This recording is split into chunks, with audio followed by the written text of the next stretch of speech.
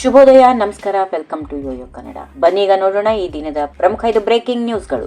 ಕೆಪಿಸಿಸಿಗೆ ನೂತನ ಅಧ್ಯಕ್ಷರ ನೇಮಕ ಮಾಡುವುದು ಪಕ್ಷದ ಹೈಕಮಾಂಡ್ಗೆ ಬಿಟ್ಟದ್ದು. ಈ ಕುರಿತು ಪಕ್ಷ ಹಾಗೂ ಹೈಕಮಾಂಡ್ ಹಂತದಲ್ಲಿ ಚರ್ಚೆ ಆಗಬೇಕೆಂದು ಸತೀಶ್ ಜಾರಕಿಹೊಳಿ ಹೇಳಿದರು. ಎರಡೆರಡು ಹುದ್ದೆಯಲ್ಲಿದ್ದರೆ ತಮ್ಮ ಜವಾಬ್ದಾರಿ ನಿರ್ವಹಿಸುವುದು ಕಷ್ಟವಾಗುತ್ತದೆ, ಹೀಗಾಗಿ ಬದಲಾವಣೆ ಆಗಬೇಕೆಂಬುದು ಎಲ್ಲರ ಅಭಿಪ್ರಾಯ ಎಂದರು. ಬೆಳಗಾವಿ ಜಿಲ್ಲಾಧ್ಯಕ್ಷರ ನೇಮಕ ಕುರಿತು ಪ್ರತಿಕ್ರಿಯೆ ನೀಡಿದ ಸತೀಶ್ ಜಾರಕಿಹೊಳಿ, ಈ ಬಗ್ಗೆ ಎಲ್ಲರೂ ಸೇರಿ ಚರ್ಚೆ ಮಾಡಿ ಒಬ್ಬರ ಹೆಸರು ಅಂತಿಮ ಮಾಡಿ ವರಿಷ್ಠರಿಗೆ ಕೊಟ್ಟಿದ್ದೇವೆ. ಪಕ್ಷದ ಕೆಲಸಕ್ಕೆ ಯಾರು ಹೆಚ್ಚು ಸಮಯ ಕೊಡುತ್ತಾರೋ ಅಂತ ವ್ಯಕ್ತಿಯ ಹೆಸರನ್ನ ಕೊಡಲಾಗಿದೆ. ಬೆಳಗಾವಿ ಮತ್ತು ಚಿಕ್ಕೋಡಿ ಎರಡೂ ಅಧ್ಯಕ್ಷರ ಬದಲಾವಣೆ ಮಾಡುತ್ತೇವೆ ಎಂದು ತಿಳಿಸಿದರು.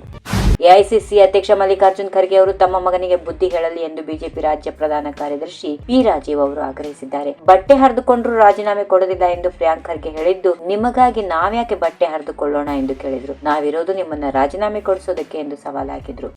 ಸಚಿನ್ ಬರೆದಿಟ್ಟ 7 ಪುಟಗಳ ಡೆತ್ ನೋಟ್ ನಲ್ಲಿ 2-3 ಬಾರಿ ಪ್ರಿಯಾಂಕ್ ಖರ್ಗೆ ಅವರ ಹೆಸರು ಪ್ರಸ್ತಾಪವಾಗಿದೆ. ಜೊತೆಗೆ ಎಫ್ಎಸ್ಎಲ್ ವರದಿಯಲ್ಲೂ ಕೂಡ ಡೆತ್ ನೋಟ್ ಅಸಲಿ ಎಂದು ದೃಢಪಟ್ಟಿದೆ. ದಾಖಲೆ ಕೊಡಿ ಅಂದ್ರೆ ಇನ್ನೇನ್ ದಾಖಲೆ ಬೇಕು, ನಿಮಗೆ ಇದು ಸಾಕಾಗೋದಿಲ್ಲವೇ ಎಂದು ವಿಧಾನ ಪರಿಷತ್ ವಿಪಕ್ಷ ನಾಯಕ ಛಲವಾದಿ ನಾರಾಯಣಸ್ವಾಮಿ ಪ್ರಶ್ನಿಸಿದ್ದಾರೆ.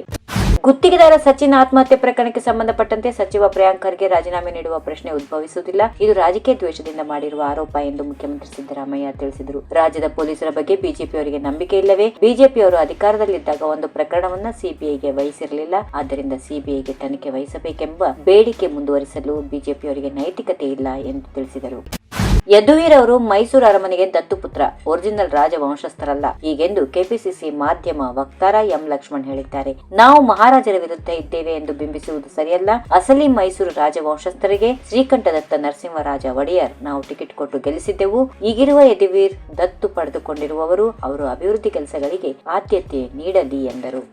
ಈ ವಿಡಿಯೋ ನಿಮಗೆ ಇಷ್ಟವಾದಲ್ಲಿ ಲೈಕ್ ಮಾಡಿ, ಶೇರ್ ಮಾಡಿ, ಸಬ್ಸ್ಕ್ರೈಬ್ ಮಾಡಿ.